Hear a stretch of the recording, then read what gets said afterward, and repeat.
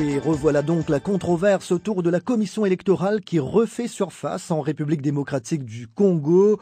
La nouvelle société civile du Congo dénonce ce qu'elle appelle la politisation à outrance de la nouvelle forme de la CENI. D'après l'ONG, les parlementaires risquent à nouveau de créer un climat de manque de confiance si les membres de la société civile ne sont pas mieux représentés. Je vous propose d'écouter Robert Kabakele, coordonnateur adjoint de la nouvelle société civile. Nous, au niveau de la nouvelle société civile congolaise, nous disons que la CENI est une institution d'appui à la démocratie et par conséquent, elle doit être pilotée par la société civile. Nous sommes rendus compte que la loi qui était en discussion au Parlement n'a pas changé grand-chose. L'Assemblée nationale est restée sur sa position et comme ça a été en 2011, tel qu'on l'avait décrié, le Sénat a essayé de travailler là-dessus. Malheureusement, l'Assemblée nationale s'est servie de l'article 4 de la Constitution qui stipule qu'en cas de divergence entre le Sénat et l'Assemblée nationale, c'est la position de l'Assemblée nationale qui prime. Et nous disons que la CENI, qui est une institution d'appui à la démocratie, une institution citoyenne, doit être pilotée par la société civile de manière à permettre des élections non contestées, des élections qui ne vont pas nous amener à la violence. Voter dans ces formats-là, c'est des violences, des contestations qui vont encore revenir pour la suite du processus. Et donc là, nous ne sommes pas d'accord avec cette façon de voir les choses au niveau de l'Assemblée nationale. Vous dites que la nouvelle forme de la CENI, c'est du pareil au même. Alors, que comptez-vous faire pour faire changer cette situation ? Effectivement, nous recourons au chef de l'État, de telle sorte qu'il puisse renvoyer cette loi pour une seconde lecture, de manière à ce que l'Assemblée nationale tienne compte des revendications des Congolaises et Congolais qui veulent voir notre jeune démocratie aller dans la paix, qui veulent voir les élections organisées de manière acceptée par l'ensemble des citoyens. Donc, nous en appelons maintenant au chef de l'État de s'investir, de ne pas promulguer cette loi dans ce format-là, de la renvoyer pour une seconde lecture au Parlement. Robert Kabakele, coordonnateur adjoint de la nouvelle société civile du Congo, joint à Kinshasa. Vous écoutez Zapping Info Congolaise. La délégation du gouvernement de RDC et du M23 entame peut-être la dernière semaine des négociations de Kampala. C'est en tout cas la volonté exprimée par quelques négociateurs des deux camps. On n'est pourtant pas encore allé très loin dans l'ordre du jour, Bruno Minas. Les négociateurs du M23 et du gouvernement ont fini le diagnostic de ce qui a été fait et de ce qui n'a pas été respecté après l'accord du 23 mars 2009 entre Kinshasa et le mouvement rebelle CNDP. Cette évaluation n'est pas encore rendue publique. Elle doit être soumise à une assemblée plénière des deux délégations. C'est-à-dire qu'il faudra que tout le monde tombe d'accord pour constater ce qui va et ce qui ne va pas. Jusque-là, pas de difficulté insurmontable. Ensuite, cela devient plus difficile. Il faudra trouver des solutions sous l'arbitrage du facilitateur, le ministre ougandais de la Défense. Mais encore, après cette étape, la suite semble incertaine quand il s'agira d'aborder les questions politiques. Kinshasa a l'intention d'écouter les revendications politiques du M23, de les écouter seulement. Mais le M23 attend plus qu'une simple oreille. Il veut entraîner le gouvernement vers un véritable débat sur les élections, la légitimité, les institutions. Un terrain sur lequel Kinshasa veut absolument éviter de s'aventurer. Bruno Minas, Kampala, RFI. Et pendant ce temps, le président congolais Joseph Kabila a achevé hier une visite de 2 jours chez son voisin Denis Sassou Nguesso à Brazzaville. Dans un communiqué commun, ils se sont félicités de la reprise du dialogue avec le M23. On reste en RDC. La Voix des Sans-Voix s'inquiète du sort de 2 avocats. Jean-Marie Kabengala Ilunga et Peter Ngomo Milambo représentent les parties civiles dans le procès des assassins présumés de Floribert Chebeya, assassiné en 2010. La Voix des Sans-Voix dénonce des menaces et intimidations contre eux. Mais dans une autre affaire, un procès où ils défendent quelques 200 personnes accusées d'avoir voulu créer un mouvement insurrectionnel. Doli Ibefo Ilunga, président de l'organisation. Maître Kabengala et Maître Ngomo sont très actifs dans ces procès. Ils interviennent en faveur des militaires, des policiers et des civils arrêtés en 2008, 2009 et 2010 qui sont accusés d'insurrection et la plupart originaires de l'Équateur. Le procès est ouvert depuis cette année et pour le cas de Maître Kabengala, depuis début janvier, il reçoit des appels anonymes où la personne ne parle pas et parfois des appels masqués qui menacent de mort Et pour le cas de Peter Ngomo, il a reçu des menaces, lui disant qu'il est en train de trahir le pays en faisant des déclarations sur la RFI. Qu'il connaissait l'adresse de sa résidence et d'un moment à l'autre, ils vont exécuter la décision qu'on va prendre sur lui. Ce sont des appels anonymes avec des numéros où on ne sait plus les rappeler. Or, c'est les services de sécurité qui ont ces habitudes. En fait, nous demandons qu'on puisse arrêter ces menaces parce que les avocats font leur travail. Doli Befo Ilunga avec... Vous écoutez Zapping Info Congolaise. Pour parler de Kampala sur la RDC, lors d'une conférence de presse dimanche à Kinshasa, le think tank Paul Institute a rejeté l'idée d'un partage de pouvoir entre le gouvernement congolais et les rebelles du M23, tout en invitant les deux parties à respecter un cessez-le-feu, indique Radio Okapi. Les négociations de Kampala doivent tenir compte des préoccupations de la population congolaise et de vrais problèmes de la République démocratique du Congo, a déclaré le professeur Kaamana, président du Paul Institute. Vous écoutez Zapping Info Congolaise. À Kampala, les négociateurs commencent à trouver le temps long. Les discussions entre les délégations de Kinshasa et du M23 avancent vraiment à très petits pas. On a, semble-t-il, terminé le volet de la révision de l'accord du 23 mars 2009, sans en avoir encore tiré les conclusions. Mais les rebelles ne s'arrêtent pas là, ils veulent toujours le départ du président Kabila. Roger Lumbala, numéro 2 de la délégation du M23. La délégation de Kinshasa ne va pas se limiter seulement à l'écoute parce que la recommandation des chefs d'État et de gouvernement de la CIRGL a dit écouter et donner des solutions aux questions légitimes. Est-ce qu'il y a eu des problèmes en République démocratique du Congo après les élections? Est-ce que Kabila a sorti les chars et des militaires pour tuer des citoyens congolais qui réclamaient la vérité des urnes? S'il n'y a pas eu ces problèmes-là, ok. Mais s'il y a eu ces problèmes-là, c'est un problème qui se pose dans notre pays et nous devons les traiter. Et le pouvoir, lui, ne veut pas céder sur ce point. D'ailleurs, la délégation gouvernementale ne cache plus une certaine impatience après plusieurs semaines de discussion. Il va falloir trouver une conclusion, dit le négociateur François Mwamba. Pour lui, le M23 doit exprimer clairement une revendication. Qu'est-ce qu'ils veulent vraiment? Qu'ils le disent. Après ça, qu'il soit possible de mettre fin à cette discussion qui ne peut de toute façon avoir pour destination ni la survie du M23, qui est une force négative, ni la remise en cause de quelque manière que ce soit des institutions de la République démocratique du Congo. La balle est dans le camp du M23, qui nous disent véritablement ce qu'ils souhaitent. Ils le disent, ce qu'ils veulent, c'est renverser le président Kabila. S'ils confirmaient que c'est cela la destination qu'ils veulent donner à ces discussions, elles sont terminées déjà alors en ce moment-là. Et un dossier préparé par Bruno Minas. Pendant ce temps, sur le terrain, l'ONU projette toujours de déployer des drones de surveillance dans l'est de la RDC dans le cadre de sa mission de maintien de la paix. Et le Rwanda voisin, justement, voyait plutôt d'un mauvais œil ce projet. Or, hier, le président Paul Kagame a montré un signe d'inflexion. Il a déclaré n'avoir aucun problème avec le déploiement de ces avions sans pilote. Stéphanie Aglietti. Je n'ai pas le pouvoir d'empêcher que cela soit fait.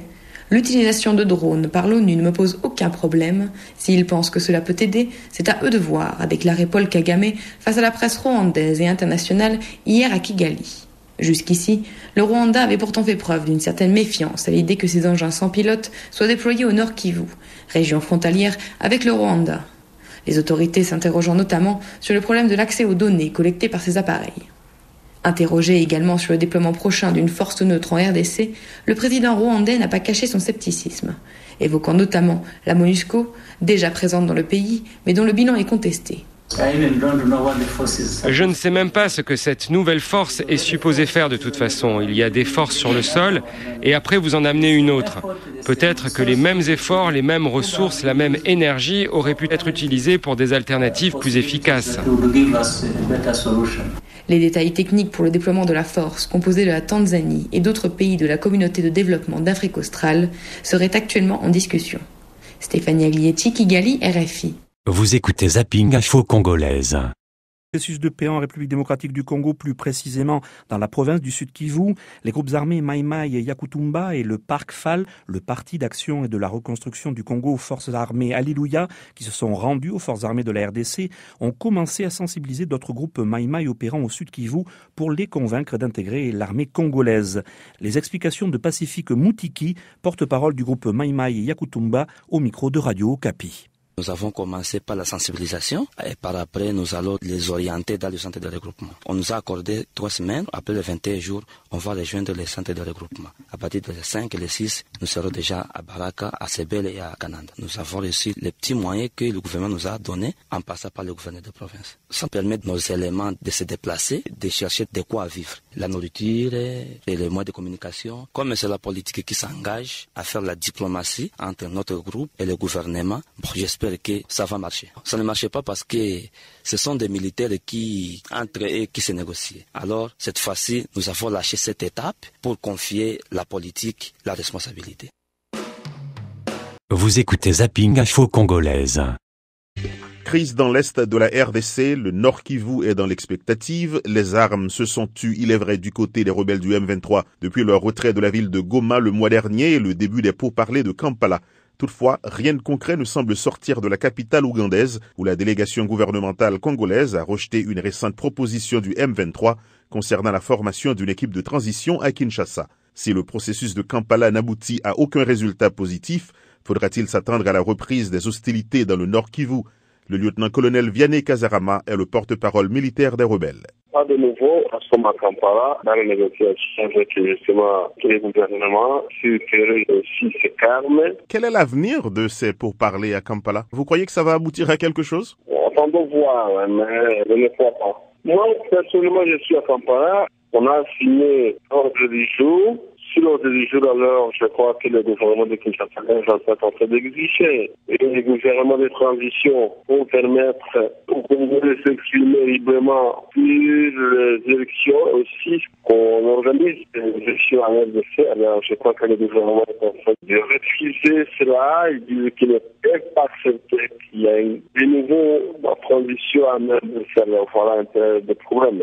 Voyez-vous un risque de reprise des hostilités dans l'Est si rien n'est fait à Kampala? Le gouvernement de Kinshasa a refusé de signer le cessez-le-feu. Et pour juste le cessez-le-feu, je crois accepter un cessez-le-feu unilatéral.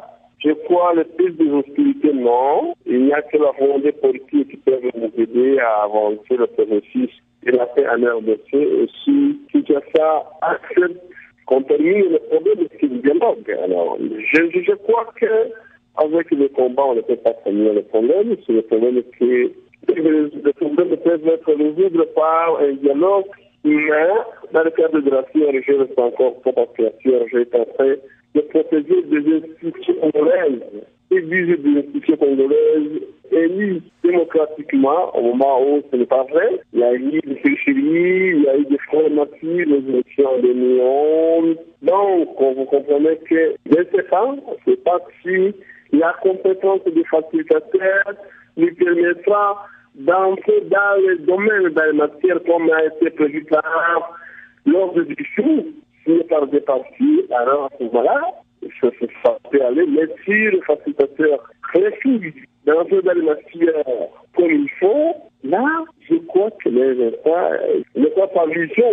Ce qui est en train de chercher, ça ne l'amène pas. La compétence du facilitateur est vraiment bloquée.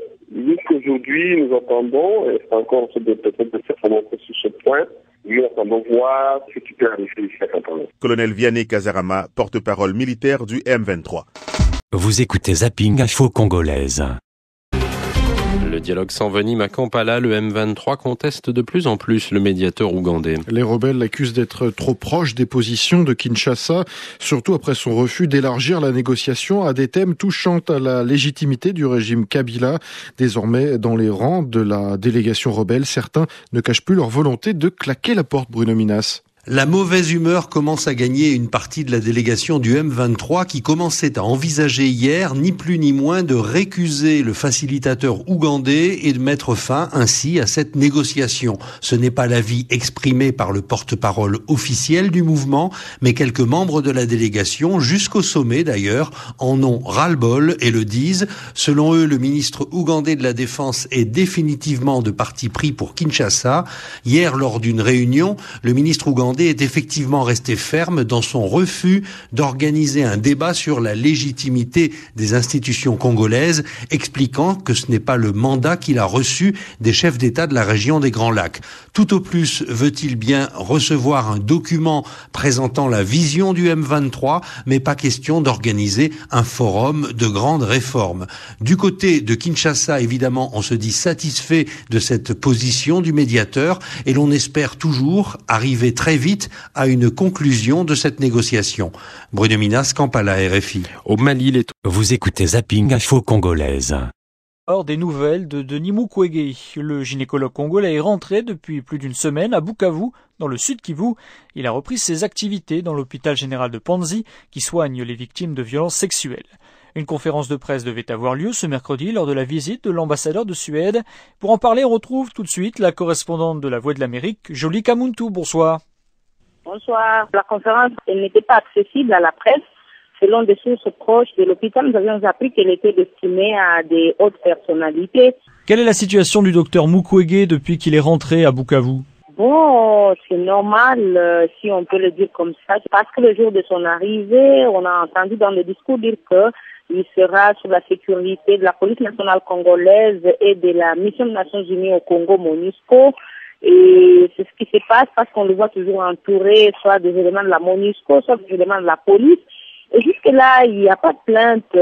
Apparemment, à le voir, c'est comme si les choses marchent, on ne fait plus bien, sauf qu'on a toujours les résultats de l'enquête sur son assassinat pour en connaître les mobiles et les auteurs présumés. Tel qu'il a relaté la situation, apparemment, c'était une attaque ciblée contre la personne du docteur Mukwege lui-même. Et jusque-là, nous attendons que les autorités provinciales qui ont la charge de la sécurité des personnes et des biens nous disent comment évolue l'enquête. Et tout le monde attend parce que même le jour de son retour, tout le monde a semblé esquiver cette question. Tout le monde n'a pas parlé de l'évolution de son enquête. Apparemment, c'est une enquête qui est encore secrète. Et on attend, tout le monde attend de découvrir ce mystère-là qui est entouré de la perte du docteur Mukwege. Et que pense la population? Comment est-il perçu sur place, le docteur Mukwege? Pour la population, c'est un héros qui est rentré, surtout pour les femmes, parce que le jour de son retour, il fallait voir des milliers de femmes, des milliers de gens qui sont allés l'attendre à l'aéroport de Kavumu. Et les femmes ont même déclaré qu'elles sont capables, qu'elles sont prêtes à assurer elles-mêmes la sécurité du docteur Mukwege. Merci, Jolie Kamuntu, depuis Bukavu.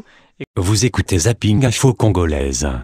Démocratique du Congo, alors que les rebelles du M23 se sont retirés de Goma pour entamer des négociations avec le gouvernement congolais, sur le terrain, des groupes armés continuent d'être actifs. Les rebelles se trouvent à 3 km de Goma, dans le nord Kivu, où ils continuent à tenir une administration parallèle, tandis qu'au sud Kivu, un autre groupe rebelle, le M26, recrute. Les explications du commandant El Hadj Ibrahima Diène, le porte-parole militaire de la MONUSCO, la force de maintien de la paix de l'ONU en République démocratique du Congo, au micro de Maud Julien. Les négociations de Kampala n'ont pas réellement impacté les activités que nous observons sur le terrain. Le M23 occupe toujours sa position de Munigi-Haït qui est à 3 km de Goma en violation des accords signés qui stipulent une zone de séparation de 20 km. Nous avons des éléments qui nous permettent de croire qu'il y a des violations des droits de l'homme dans les zones contrôlées par le M23. Des gens qui refusent de participer à des patrouilles ont été arrêtés. Ils ont tiré sur 2 personnes. Ils continuent à mettre en place une administration parallèle. Il y a même un évadé de la prison de Goma qui est présentement administrateur d'un territoire contrôlé par le M23. Donc, pour nous, ce qu'on observe sur le terrain, il n'y a pas de grands changements. On parle beaucoup d'un nouveau groupe, le M26, qui serait en train de recruter en ce moment. Donc, qu'en est-il exactement? Est-ce qu'il y a des exactions qui ont été enregistrées? Non, le M26, c'est le mouvement du 26 octobre 2012, qui est la date de la création de ce mouvement dénommé M26, qui est en fait une partition des Maïmaï Nyatura. Donc, présentement, ils seraient en train de recruter.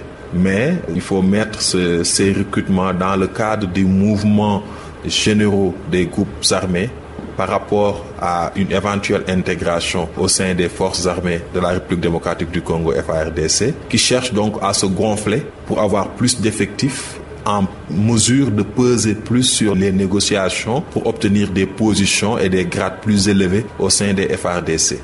Le commandant Elhadji Ibrahima Diène, le porte-parole militaire de la MONUSCO, la force de maintien de la paix de l'ONU en République démocratique du Congo. Vous écoutez Zapping Info Congolaise.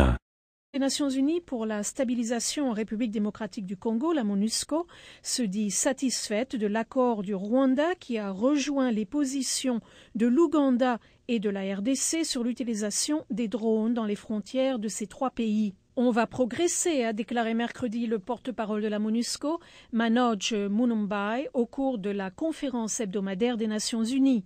Il faut dire que l'insécurité persiste dans l'est de la RDC. Selon les médias, les Maïmaï et des éléments du M23 continuent de harceler les populations civiles. On écoute la réaction de maître Zindula Mulegwa qui dirige le Centre pour les études politiques et stratégiques, le CEPOST, en RDC. Le problème de l'insécurité, c'est plus un problème des pays régionaux, en fait, qui sont en train d'alimenter quelques petits groupes armés afin de créer la zizanie et la confusion. Le M23 a fait partie de ces groupes qui ont semé la zizanie dans l'est du Congo. Effectivement, et le M23, c'est un mouvement qui est à l'est de la République démocratique du Congo au service de notre pays. Je parle particulièrement du Rwanda. Et vous avez vu le rapport des Nations Unies sur ça. Et c'est puisque, en fait, le Rwanda est à la quête de trois choses au Congo. D'abord, à chercher à créer une zone de la manœuvre rétrograde de la République démocratique du Congo. Trouver un moyen de garder la partie est dans une situation chaotique. Et enfin, de pouvoir être en mesure d'exploiter les richesses de l'Est de la République démocratique. Est-ce que vous êtes encouragé par le fait que le Rwanda a rejoint les positions de l'Ouganda et de la RDC sur l'utilisation des drones aux frontières des trois pays? En fait, c'est le Rwanda qui a un problème, etc. Et les drones, c'est quelque chose de très important. Comme le Rwanda disait à tout le monde que le problème de l'insécurité venait de l'Est de la République démocratique du Congo, voilà, nous avons une opportunité finalement d'avoir des renseignements sur exactement où est la source du problème de l'insécurité. Et j'ose même dire qu'on va découvrir avec les drones qu'en fait le problème ne vient pas de la RDC, que le problème provient plutôt du Rwanda. La MONUSCO signalait ces derniers jours qu'il y a toujours des éléments du M23 qui sèment l'insécurité, notamment à Roubaré par exemple. Est-ce que vous pensez qu'il s'agit d'éléments isolés? Est-ce que le M23 est encore suffisamment bien organisé pour présenter une menace militaire dans l'est de la RDC? C'est que les gens doivent comprendre si le M23, c'est comme notre ministre de l'Information avait dit, c'est un mouvement en fait qui ne respecte pas les lois du pays. Et le M23, ce n'est pas un mouvement qui s'est repenti en fait des crimes qu'ils ont commis à l'est de la République démocratique du Congo, particulièrement à Rutshuru. Et je crois que le M23 reste toujours dans cette logique criminelle là, de continuer à créer de la panique à travers les endroits qu'ils occupent. Donc, ce qui se passe est que le M23 n'est pas dans la logique de la paix, malgré, je crois, l'intention du gouvernement, mais le M23 n'est pas dans la logique de la paix, particulièrement puisque c'est ce que nous appelons chez nous une force par procuration, et donc ils reçoivent leurs ordres de quelque part d'autre. Mais pour le moment, ils ne sont pas vraiment dans la logique de la paix, et ce que la MONUSCO vient de faire comme rapport reflète en fait l'image du M23. Maître Zindula Mulegwa du Centre pour les études politiques et stratégiques, le CEPOST en RDC. Vous écoutez Zapping Info Congolaise. Le dialogue intercongolais n'en finit pas de s'enliser à Kampala. La délégation de Kinshasa se dit prête à une conclusion, mais celle du M23 insiste pour débattre de la légitimité des institutions congolaises. Face aux réticences du ministre ougandais de la Défense, le médiateur, les rebelles en appellent à son président. Ils demandent à Yoweri Museveni d'intervenir, car pour le chef de la délégation du M23, François Rushogoza, il n'est pas question que les pourparlers en restent là. Nous pensons que nous devons continuer avec tous les points à l'ordre du jour sans exception. Il y a des questions sociales, des questions économiques, des questions politiques. Nous devons les discuter pour avoir des solutions durables aux problèmes du Congo. Et si nous discutons les problèmes du Congo d'une façon superficielle, là nous mettons immédiatement la population congolaise en danger. Quand du côté de Kinshasa on dit ça y est, c'est terminé, on rentre, on s'est mis d'accord, ce n'est pas le cas. Je pense que c'est une grande contradiction. Parce que la même délégation a signé les points à l'ordre du jour. Donc nous devons discuter. Ça peut prendre du temps, peu importe. Ce qui est très important, c'est de résoudre les problèmes profonds. Est-ce que vous soupçonnez le facilitateur de pencher pour le pouvoir de Kinshasa? Je ne pense pas. Nous pensons que c'est la question d'interprétation. Le cadre de discussion, c'est le cadre de la CIRGL. Peut-être qu'il interprète d'une autre façon. C'est son droit aussi. Nous allons demander à la médiation de nous aider pour que nous puissions résoudre les problèmes au fond. François Rochogoza du M23. Mais pour Kinshasa, le débat est clos. La délégation du pouvoir congolais s'impatiente face à la durée des négociations et leurs timides avancées. Le délégué François Mwamba estime qu'il est temps de conclure. Dans notre délégation, c'est la sérénité. Et donc ici, ce que nous attendons, ce sont deux choses. Que nous puissions conclure sur le premier point. Nous sommes prêts, puisque la prochaine étape, c'est que la rébellion dépose les armes pour que, en effet, nous en arrivions là, puisque nous sommes quand même ici pour que cette guerre s'arrête et que nos populations retrouvent la paix. Le M23 veut faire intervenir le président Museveni pour qu'il fasse continuer ce débat et vous engage donc dans un débat sur la souveraineté, sur la Constitution. Non, il n'y a aucune chance pour que le président de la CIRGL puisse violer les décisions qu'ils ont prises ensemble avec les autres chefs d'État. Et même, j'irai plus loin, les trois présidents, Museveni, Kagame et Kabila, se sont réunis en ces lieux même. Et ce qu'ils ont dit, c'est ce que la médiation est en train de faire. Je suis convaincu que le président Museveni va rappeler cela au M23. François Mwamba de la délégation envoyée par Kinshasa, un dossier préparé par Bruno Minas. Vous écoutez Zapping Info Congolaise. Soir, la République démocratique du Congo. Les chefs d'état-major des pays de l'Afrique australe et des Grands Lacs ont recommandé le remplacement de la mission des Nations Unies pour la stabilisation en RDC, la MONUSCO, par une force africaine dans l'est de la RDC, aurait fait savoir le chef d'état-major ougandais, le général Aronda Nyakairima, cité par l'agence Chinois-Net.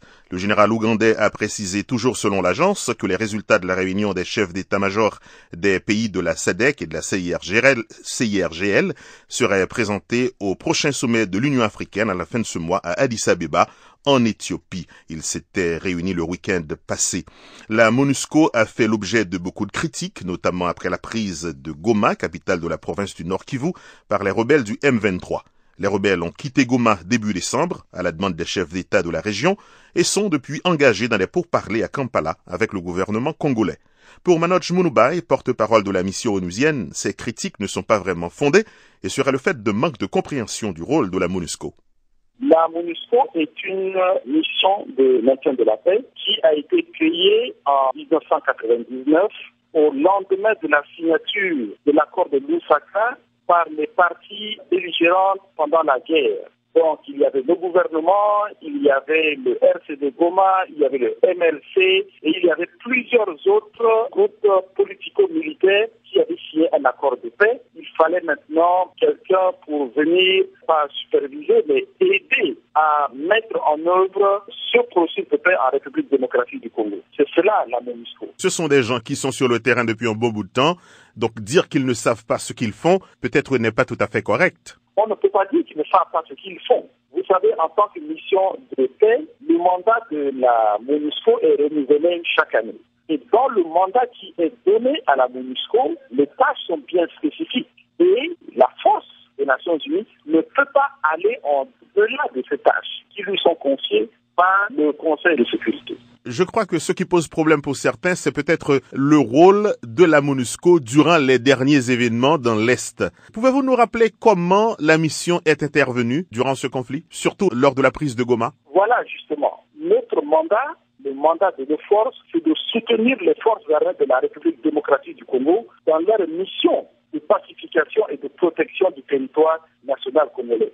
Pas de se substituer à l'armée congolaise, de les soutenir. Nous les soutenons par la formation, nous les soutenons avec la logistique, nous les soutenons lorsqu'ils sont au front par le transport des blessés et des troupes et des munitions.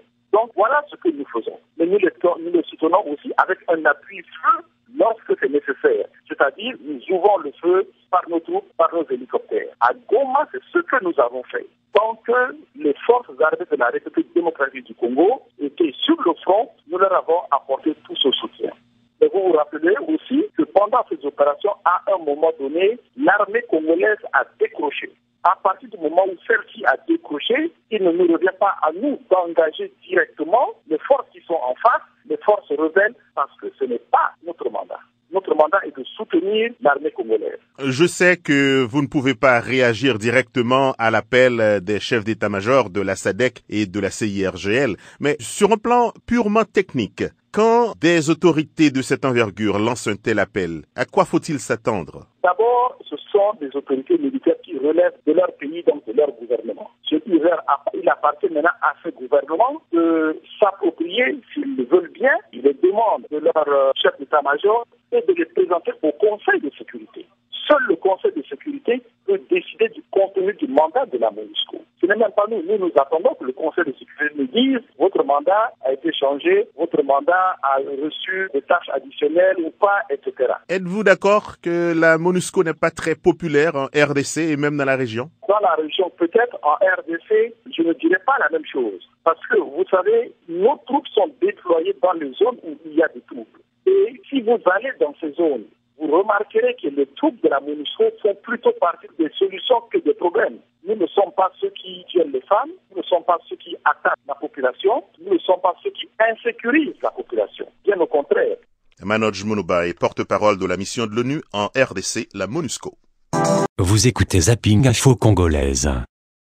Les chefs d'état-major des pays de l'Afrique australe et des Grands Lacs ont recommandé le remplacement de la mission des Nations Unies pour la stabilisation en RDC, la MONUSCO, par une force africaine dans l'est de la RDC. Pour sa part, le Rwanda a rejoint les positions de l'Ouganda et de la RDC sur l'utilisation des drones dans les frontières de ces trois pays. Babacar Gaye, conseiller militaire de Ban Ki-moon, est l'invité de la rédaction. Au micro de Mafayek, il revient sur la déclaration des chefs d'état-major des pays d'Afrique australe et des Grands Lacs et sur l'utilisation des drones. Je ne voudrais pas faire de commentaires, d'autant que dans ma position de conseiller militaire du secrétaire général, ce commentaire suite à cette déclaration pourrait apparaître comme un début de polémique et ce n'est pas du tout ce qu'il faut actuellement. Je crois que nous sommes plutôt à la recherche d'un consensus pour trouver une solution par rapport à la situation qui existe actuellement dans les Kivu. À votre avis, la MONUSCO, je dirais avec des renforts, plus de moyens logistiques et plus d'hommes, serait capable de gérer la crise à la frontière entre la RDC et le Rwanda? Depuis le rapport Brahimi, nous considérons qu'il faut la combinaison de plusieurs choses pour gérer une situation complexe. Il faut d'abord un mandat du Conseil de sécurité. Il faut ensuite des ressources financières qui doivent se traduire en capacité militaire. Il faut ensuite une volonté des États membres. D'accord. Alors on va un peu parler également de la situation sur le terrain. Les rebelles sont toujours actifs à Goma. Les Nations Unies, la MONUSCO se sont félicitées de l'acceptation par le Rwanda de déployer des drones en RDC. Que répondez-vous à cela? Il y a eu un débat politique qui montre bien que le secrétaire général adjoint pour les opérations de maintien de la paix, M. Latsous, avait raison de poser cette question parce que la réaction des États membres montre bien qu'il s'agit d'une mesure qui doit contribuer à créer la confiance et qui ne peut pas être mise en œuvre valablement si elle n'est pas perçue comme telle. Donc tout progrès dans ce sens-là est un progrès à saluer et le dernier en date étant le fait que le Conseil a donné au secrétariat, disons, un feu vert pour que ces drones, au moins à titre expérimental, puissent être déployés pour qu'on voit, au-delà, disons, de leur dimension politique, quel est ce qui va falloir prendre comme mesure sur le terrain, qu'est-ce qu'il faut pour utiliser valablement ce que vont nous apporter les drones. Donc il y a là des développements qui sont positifs dans tous les cas. Alors, selon vous, vous êtes quand même conseiller militaire, donc vous pouvez élaborer un peu sur la question. Quel est leur bien fondé? Comment comptez-vous les exploiter, ne serait-ce qu'à titre expérimental? Au début, qu'attendez-vous du déploiement de ces drones? Nous en attendons tout simplement d'avoir une meilleure connaissance de la situation. Nous en attendons des informations qui vont infirmer ou confirmer les différentes présuppositions qu'on ne manque pas de faire. Donc c'est une meilleure appréhension de la réalité. C'est ça que nous attendons de l'emploi de ces technologies qui sont, je crois, assez bien répandues et assez bien connues dans le monde. Tout le monde voit bien quel est leur intérêt un peu partout. C'est un peu la même chose. Comme l'a dit notre secrétaire général adjoint, il faut que le maintien de la paix entrent de manière apaisée dans les technologies du XXIe siècle. C'est à cela que nous nous employons. Quelles seront les limites de l'utilisation de ces drones, monsieur ? Comme je viens de vous le dire, il y a aujourd'hui un consensus autour de leur déploiement. Attendons de le faire et nous verrons à l'expérience. Nous ne manquerons pas de rendre compte, disons dans le cadre du partenariat que je viens d'évoquer, des limites de leur emploi, des difficultés rencontrées, également des avantages que nous avons pu en tirer. Vous écoutez Zapping Info Congolaise. L'organisation influente de la RDC réclame l'arrêt immédiat des pourparlers qui se déroulent à Kampala entre le pouvoir de Kinshasa et la rébellion du M23. La Voix des Sans-Voix et l'Association africaine pour la défense des droits de l'homme estiment que seul un dialogue national peut mettre fin à la guerre dans l'est de la RDC. Elles soutiennent que leur appel fait suite à la promesse du président Joseph Kabila qui avait annoncé l'organisation dès le début de cette année d'un tel dialogue entre toutes les forces vives de la nation. Jacques Aristide a joint maître Jean-Claude Katende, président de l'Assado. Nous demandons l'arrêt immédiat des négociations qui se passent à Kampala parce que nous sommes convaincus qu'ils ne vont pas conduire à une paix durable pour la simple raison que ces négociations visent principalement à évaluer l'accord à venir entre la République démocratique du Congo, son gouvernement et le CNDP, dont le M23 réclame aussi l'évaluation. Et donc, nous pensons que l'évaluation de cet accord ne concernant pas tous les mouvements rebelles qui sont à l'est de la République démocratique du Congo et ne concernant pas aussi les autres forces politiques en présence, elles ne peuvent pas conduire à une paix durable et à la fin des hostilités dans notre pays. C'est pour ça que nos deux organisations ont demandé à ce que le dialogue qui a été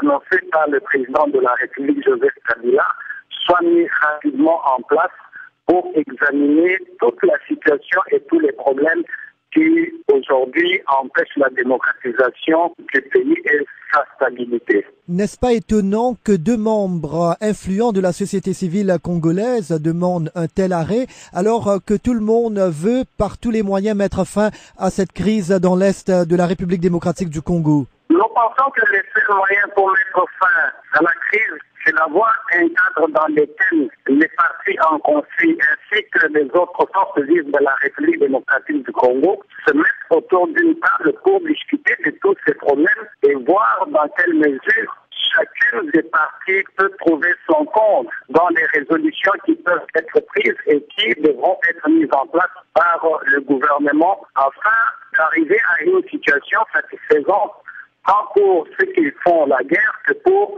l'opposition et la société civile. Maître Jean-Claude Katende, président de l'Assado, était joint à Kinshasa. Vous écoutez Zapping Info Congolaise. Kampala, la capitale ougandaise, les négociateurs font une pause. D'un côté, les rebelles du M23, de l'autre, le gouvernement congolais de Kinshasa.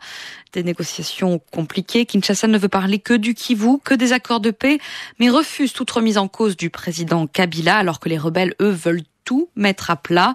Hier, le président ougandais, qui est le médiateur dans ce dossier, a reçu la délégation du M23.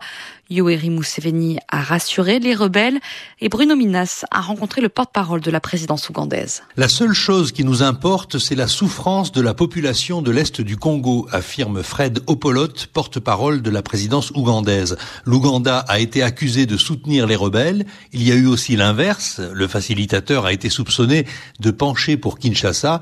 Rien de tout cela, dit le porte-parole. Le médiateur ne prend pas position. Son rôle est de ramener les deux parties à la raison. Faut-il parler de tout, de toute la situation politique congolaise comme l'exige le M23, ou bien se limiter aux questions militaires comme l'entend Kinshasa? Pour les Ougandais, il faut faire ce qui a été prévu.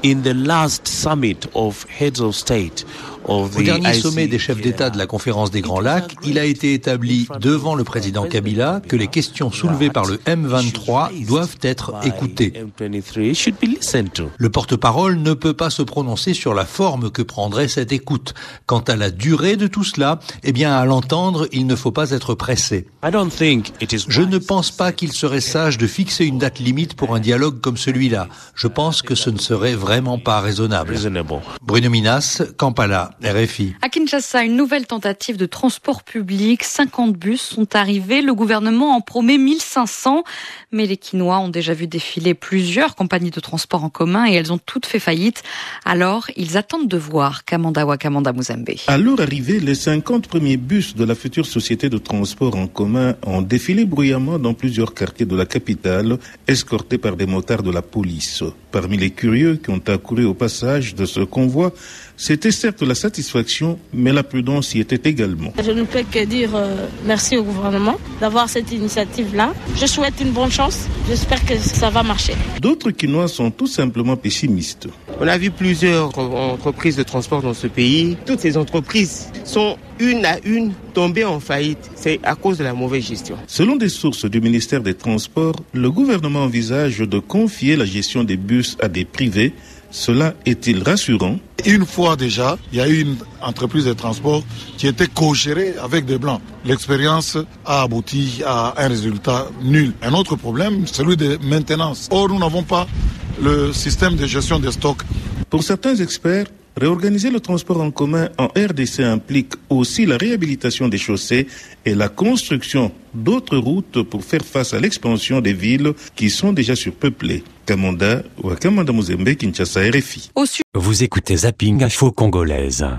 Les Africains ont commencé à arriver ce vendredi à Addis Abeba, la capitale éthiopienne, où ils participeront lundi au sommet de l'Union africaine, qui devrait se pencher sur la reprise des conflits en République centrafricaine, dans l'est de la République démocratique du Congo, au Mali, en Somalie, mais aussi au Soudan et au Soudan du Sud.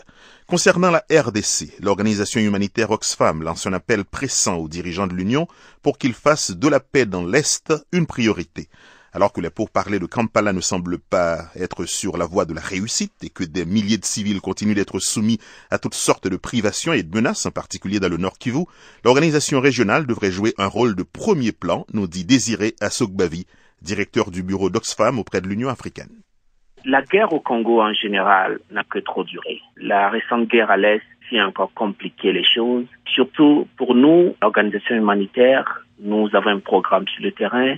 Nous voyons tous les jours la souffrance des milliers de populations, des milliers de déplacés, des hommes, des femmes et des enfants qui se lèvent le matin et qui ne sont pas sûrs qu'ils vont pouvoir se coucher au même endroit où ils se sont levés le matin. C'est tout à fait déplorable. Nous avions vu qu'il y a eu un certain nombre d'efforts, d'abord au plan sous-régional, au niveau des pays des Grands Lacs, mais nous pensons qu'il est temps que l'organisation continentale, l'Union africaine, prenne le dessus, use de toute son influence pour mener à bien le processus et arrêter la souffrance des populations. Voulez-vous dire que les entités internationales qui sont intervenues jusqu'à présent dans cette région ont échoué? Les résultats sont trop faibles. Et nous en appelons aux pays membres de l'Union africaine qui se réunissent présentement à Addis Abeba. Nous savons qu'il y a une réunion à très haut niveau sur la RDC, en marge du sommet de l'Union africaine. Nous pensons que l'Union africaine a de l'autorité pour imposer une solution. Nous voyons qu'un certain nombre d'États dans la région sont impliqués. Il est important que l'Union africaine prenne le dessus et use de son autorité. Et vous dites cela par rapport à ce qui se passe à Kampala, où les pourparlers entre les rebelles du M23 et le gouvernement congolais ne semblent vraiment pas avancer. Oui, tout à fait. Vous savez qu'il y a un certain nombre de problèmes entre les pays de cette région. Et étant partie au conflit ou ayant des implications dans le conflit, il me semble que les négociations prennent. Mais je vois l'Union africaine comme une organisation qui est au-dessus de la mêlée et nous pensons que le leadership de Mme Zuma a des chances de s'imposer et je crois que l'Union africaine doit saisir cette occasion pour s'imposer en tant qu'organisation régionale. Et nous voyons plus de chances de réussir si l'Union africaine prenne le dessus plutôt que les démarches qui ont lieu présentement au plan sous-régional. Concrètement, quelle démarche Oxfam a-t-elle déjà faite auprès de l'Union africaine à ce niveau? Oxfam voudra que les voix des populations qui sont affectées soient entendues. Et pour cette raison, Oxfam a soutenu un certain nombre d'organisations de la RDC, notamment de la zone affectée, et qui sont présentement à Addis Abeba et qui ont eu l'opportunité d'engager des discussions en tant que victimes avec les acteurs de la crise. Revenons sur le terrain dans l'est de la RDC, entre personnes déplacées et les gens qui sont victimes d'abus de toutes sortes. La situation semble devenir de plus en plus grave. Quelles sont les dernières nouvelles? Au moment où je vous parle, nous avons compté encore 150 000 déplacés qui vivent encore sous des tentes dans Goma. Donc, cette situation doit changer. Les autorités de l'Union africaine devraient comprendre que les populations en ont vraiment trop souffert. Nous avions, il y a 2 jours, organisé une exposition photo montrant les réalités du conflit en RDC, mais aussi dans d'autres parties du continent. Et tout ceci, c'est pour attirer l'attention des décideurs qui se réunissent présentement. Désiré Assogbavi, directeur du bureau d'Oxfam auprès de l'Union africaine.